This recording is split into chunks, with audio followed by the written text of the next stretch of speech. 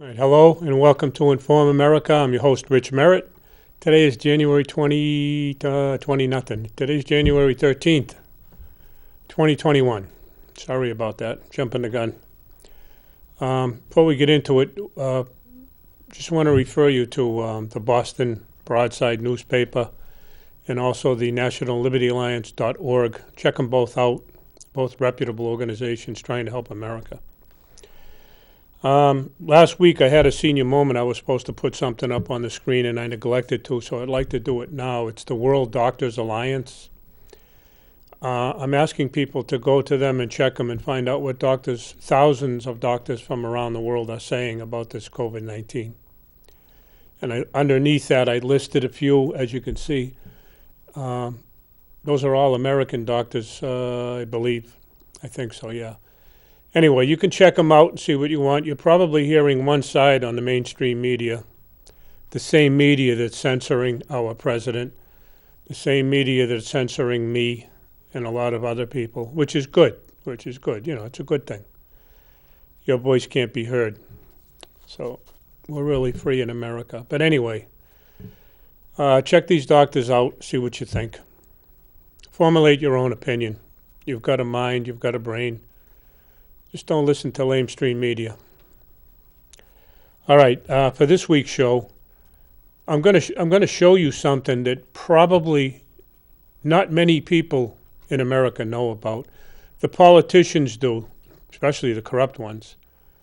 But most people in the public don't know. They don't have a clue what's going on.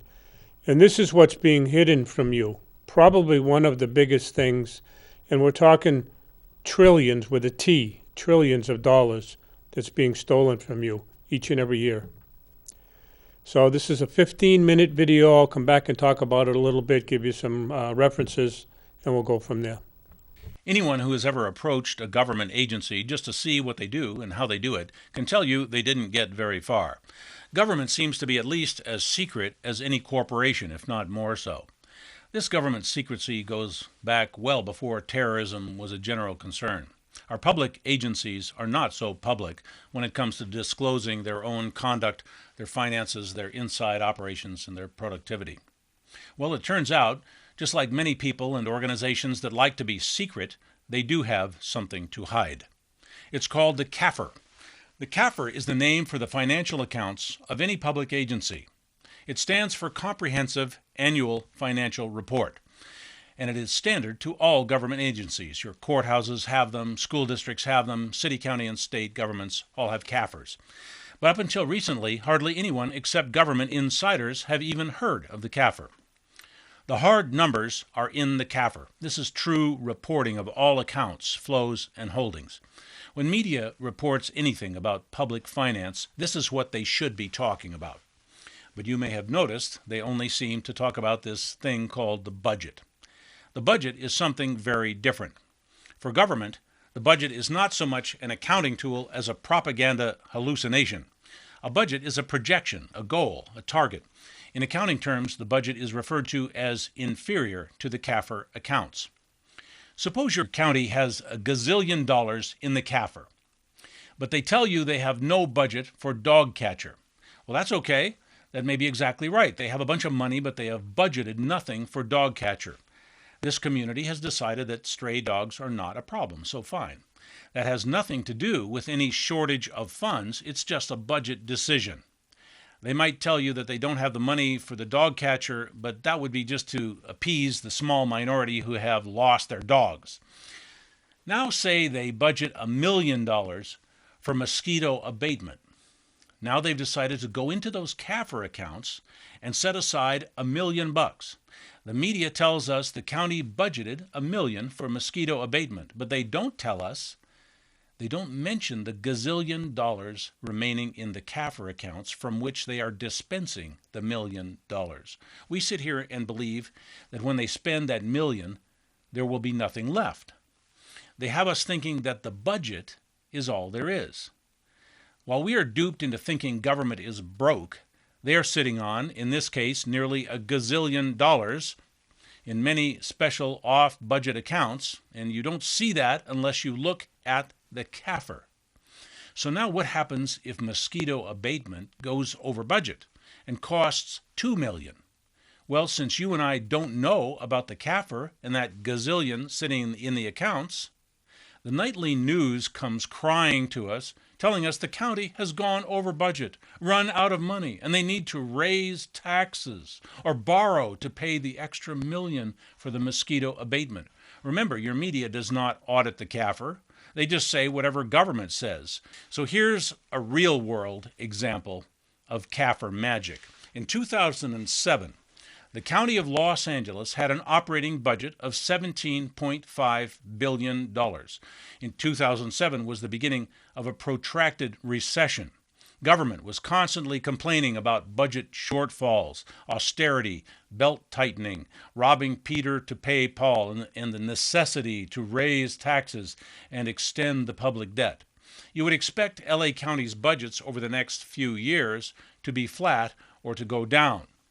In the 5 years between 2007 and 2012, LA County raised its operating budget from $17.5 billion to $25.8 billion. They're projected to spend 47% more in 2012 than 2007.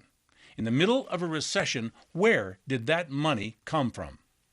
Yes, they borrowed. Yes, they raised taxes, but not that much. They moved money around in the CAFR, and presto, they came up with $8 billion more per year out of thin air. From a money skimming and laundering standpoint, the old organized crime families from the past would be green with envy at the size and scope of this operation. Compared to government, the private criminal class looks like a bunch of kids selling lemonade on the street corner. Of course, the government would arrest you if you did what they do, but they don't like the competition. So this business of borrowing and raising taxes makes no sense at all once we know about what those special funds are hiding in the CAFR. By not telling us about the CAFR, they can send the tax man to come and squeeze us for the extra million for the mosquito abatement. It's a big lie. They know it's a big lie, but it has worked 10,000 times in the past. If they can pretend to be broke, and we will believe them, then why shouldn't they go ahead and rob us? They're so good at it by now, they deliberately underfund almost everything to make the budget look tight. And the media never questions the real finances. And they regularly come to us with their hand out for unexpected cost overruns. How many times have we heard that? By now, when we hear them say unexpected, we should say, well, I'm expecting it. Why aren't you? In the private sector, bad planning causes embarrassing disasters. In government, bad planning is a tactic for raising revenue. So a naive and idealistic taxpayer would expect that all the money in the CAFR would be budgeted for some government program. Well, that would be silly. Why should they do that? You and I have no idea what's in the CAFR. They can let that money sit there and languish, and we will never know the difference. Our media and our schools have dumbed us down on all things finance, and government likes it that way. By diverting our attention away to the petty and irrelevant issues, our media, our schools, and our politicians create an intentional void and vacuum in the public mind. So we're thinking about anything except where the real money goes. If this sounds like I'm talking about a big plot to steal and misappropriate most of our public funds, I am. As soon as the revenues come in the door, your government finance bureaucratic whiz kids skim off large chunks into secret funds, and they keep that money off budget and hidden so they can invest it, compound it, reinvest it, and keep all those piles of cash in-house. Now, why would they want to do that? Of course, when a politician puts away big fat piles of money, he can use those millions or billions to back his buddies with investment capital. He can make his buddies rich or make new buddies by making them rich. And you know how that works. If I make you rich, I think some kind of kickback would be in order. Another reason for our officials and bureaucrats to pack away money is to protect their job security. When government agencies start running out of money, they start firing people. So every bureaucrat, every official, every agency has a major incentive to pack away as much secret money as possible and keep it in a nice, handy, liquid account. And this has been going on for a very long time.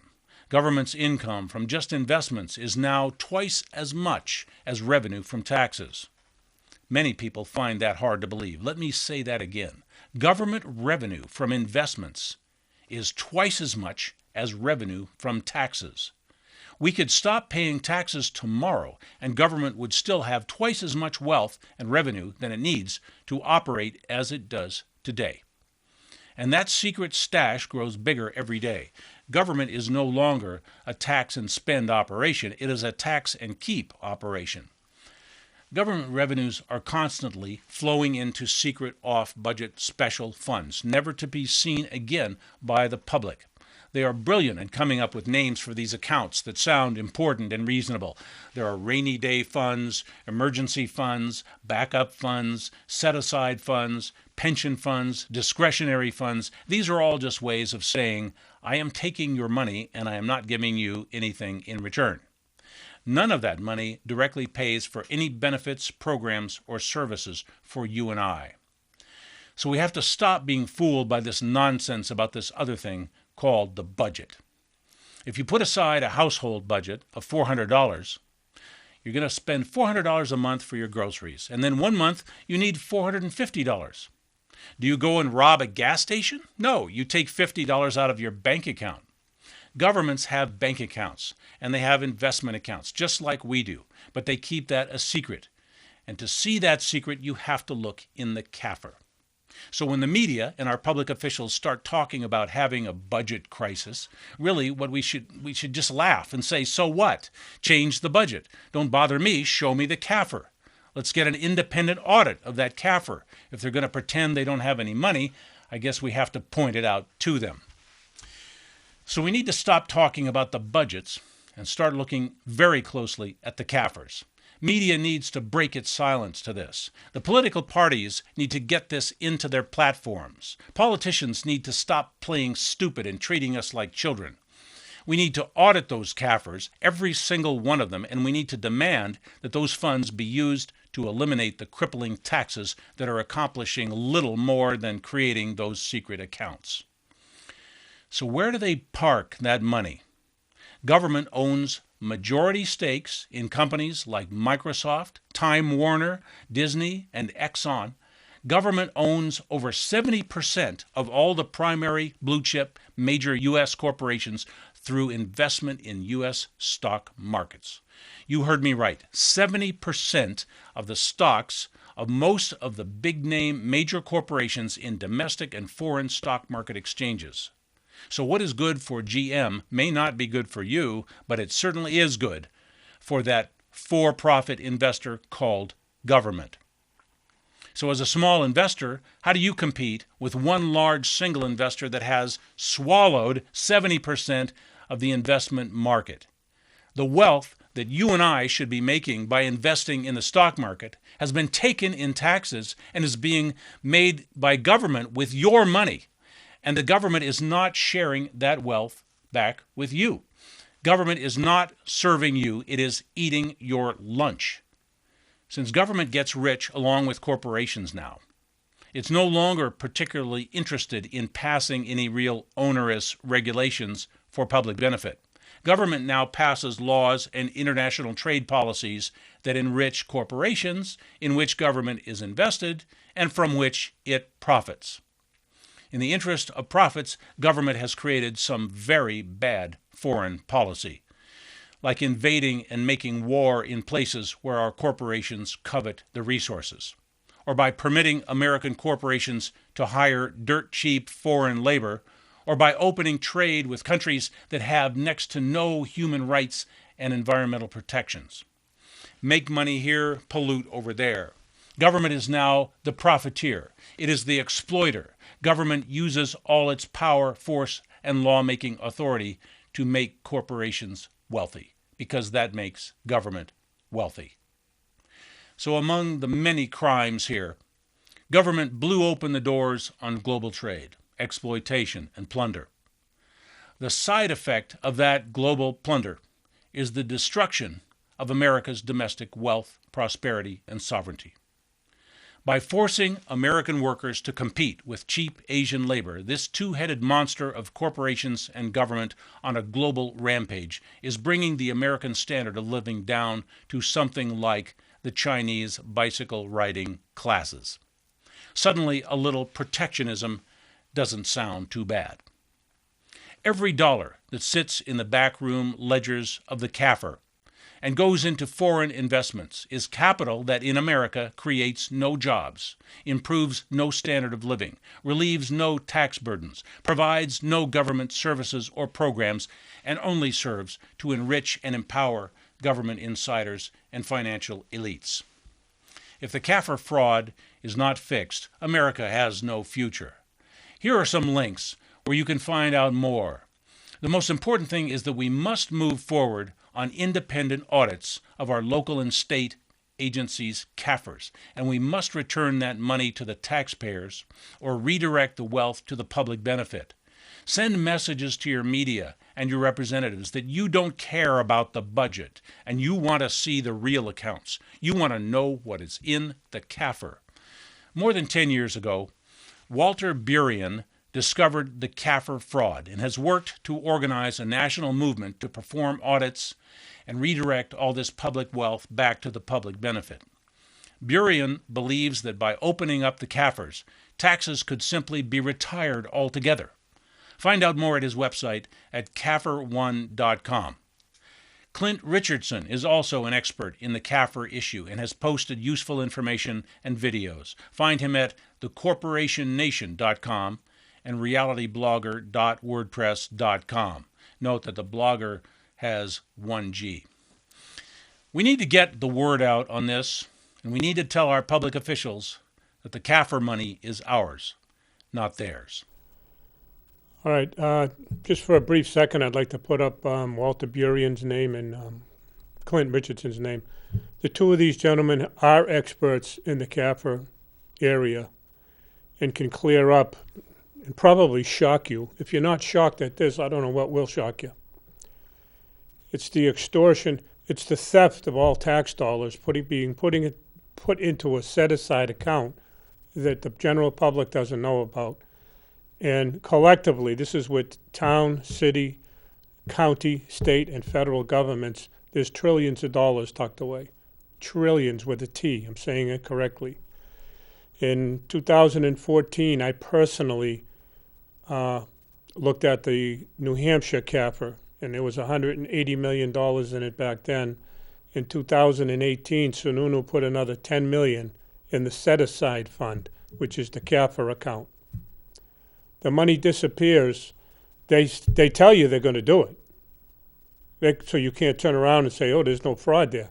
Well, they're taking it from you and it disappears. There is a CAFR account. It is, I don't know if it's audited, because an audit, in my estimation, is something that's done independently. But there is an accounting of it, and you can get it.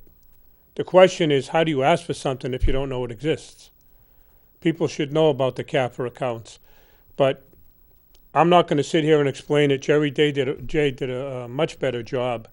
And Clint Richardson and Walter Burien are experts at it. They can explain it much, much better. But when these people, the government, collectively, all governments across the country, own the stock market, for the most part, I'm exaggerating a little bit, but they own a lot of the stock market.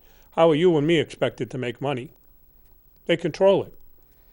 Congress passes legislation on a particular issue, all right? The governments all over the country hear about that, or maybe they're told in advance, I don't really know.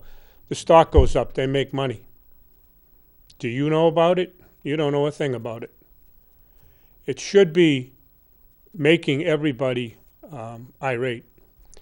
Now, I just want to say this. I talked about the CAFRs today because there's a lot going on in the world, and I get it. But I'm not privy to what's going on in this country. I see, they got the military on the streets, they got the MRAPs out there, and they got armored vehicles. They got, 15,000 troops in Washington, D.C. I don't know. I can't see that from here. So I don't know what's going on. I'm getting reports from here, there, and everywhere else. They're censoring everything. I don't know if they're giving me propaganda or giving me anything. I'm here to talk about things I know factually.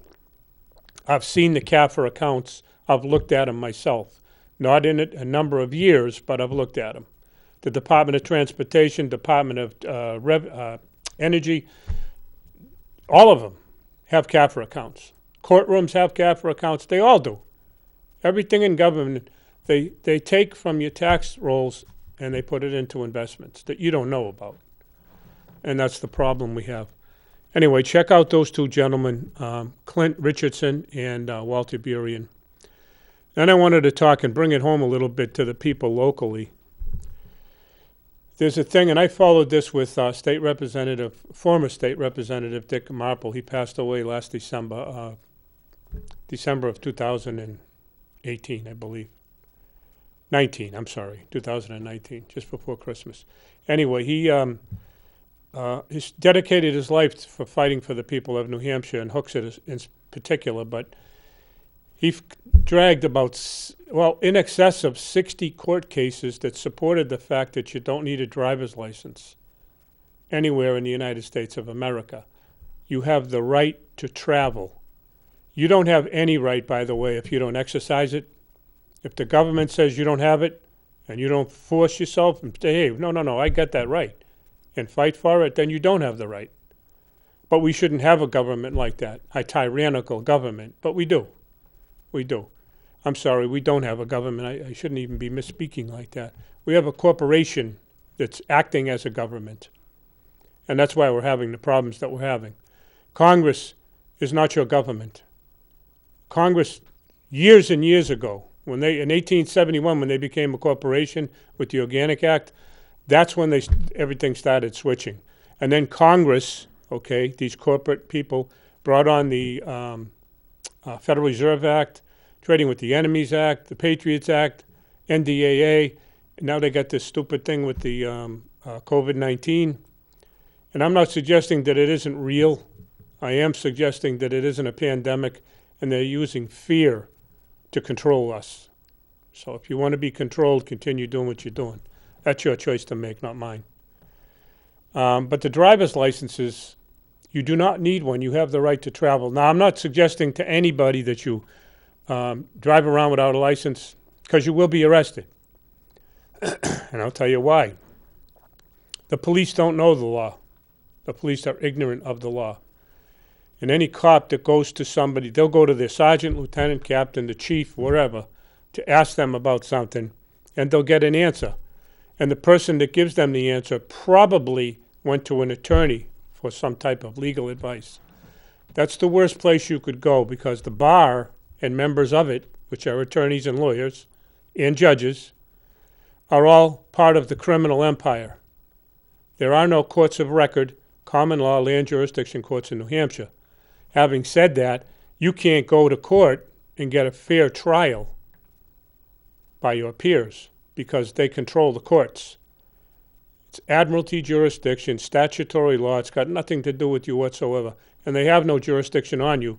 But if you're ignorant of the law, you'll walk into the courtroom. Yep, that's me. I just admitted to it that you gave them jurisdiction. The driver's license is just one thing. You've got, let me see, traffic tickets is another one. That's a pet peeve of mine anyway. And I'd like the cops out there, the law enforcement, because I'm not really picking. I'm actually trying to help these cops, anybody, the sheriffs, the police, whoever, who write traffic tickets. It's a bill of attainder. It's unconstitutional. It's against the law. But you'll say you've been doing it. Check out what a bill of attainder is and find out for yourself. Don't take my word for anything I say. Anything. I looked this stuff up. I've been looking it up for years. When you write a traffic ticket, you're violating the rights of the person. You have no right to give them a traffic ticket. Okay? What you're saying to them is, here's a ticket for $100, pay it. You're the judge, jury, and the executioner, right there on the spot. So where's the due process for that person? They don't have it. That's why a bill of attainder is illegal. But police have been writing them for years. Myself, I accepted them years ago. I didn't get many tickets in my life, but I accepted them because I was ignorant. I didn't know any better. Until we wake up to that fact, and I've said to people, real estate taxes are another thing that's got to go. It's ridiculous. And they say, well, how are you going to pay for the schools and how are you going to do this? All I can tell you in that regard is who says, or where is it written, because I've read this book, the state and federal constitution. Show me where it's written that you have to give money to the state to provide services for you. You want your streets plowed, you can't pay your neighbor who has a plow truck?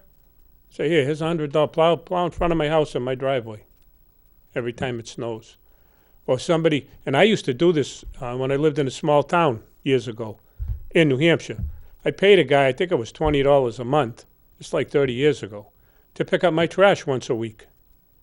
That's entrepreneurship. He came by, wanted, yeah, sure, pick up my trash, save me from going to the dump. It's a pain in the butt, and I'd just as soon have him do it. The same with the schools. The people in the town build a school, okay? The people in the town, not the government, build the schools, hire the teacher, find out how good they are, and then everybody kicks in a certain amount of money to pay for the teacher. They don't have to do it through the government. Maybe we're too big and maybe there has to be another system set up, but I'm just explaining that you don't have to go to the government for the services that you may or may not need. 2 minutes. You do what you got to do. That's for real estate taxes. And people think, like I said, they're crazy because they want to do something different, but that's another story. Licensing and permits. Permit is permission. You're asking permission from the government. Do you need a permit to own a dog? They're telling you you do. You have to register the dog. You need a permit for it. So they give you a license, which is another thing, licensing. When you get married, do you get married in the eyes of God or to each other, or do you get married in the eyes of the state, the government? See, we pay our government, we pay them out of our tax dollars, a paycheck. And then they turn around and say, okay, fine, you're going to be licensed to death or permitted to death. Remember, you used to have a gun permit? The law says you have the right to protect your family, and there's no infringement on that right. Well, a gun permit is an infringement on your right. So are these other licenses, a license to get married, a license to own a dog. You own your own house, why do you need a permit from the city or the town to do any renovations or additions or fix your roof? Whatever it is. I thought you owned the house. Why are you asking permission from the government? All of this garbage got to stop, and people have to understand it. I just wanted to wrap this up by saying, I was watching, I think it's the Director of Homeland Security, it could have been Department of Justice and the head of the FBI, talking about they want to catch the people that broke into the Capitol building and they're going to persecute them. And we're going to, basically you're going to get life sentence or the death penalty or whatever. And I'd like to ask both these gentlemen, the courts of record have been missing from our government for many, many years, and it doesn't appear as though you've been looking for them at all. I'd like to ask you, where are they? Why don't you explain to the American people why there is no justice in America, especially in the Department of Justice and the FBI, which has been shown to be corrupt. Anyway, I hope you share this show. The censorship on a bigger scale is coming, and maybe even shutting down the internet. I don't know. Share this show when you get it, please, because I'm banned everywhere. So thank you for watching. Have a good day, and I hope things are going to happen positively for us. Take care.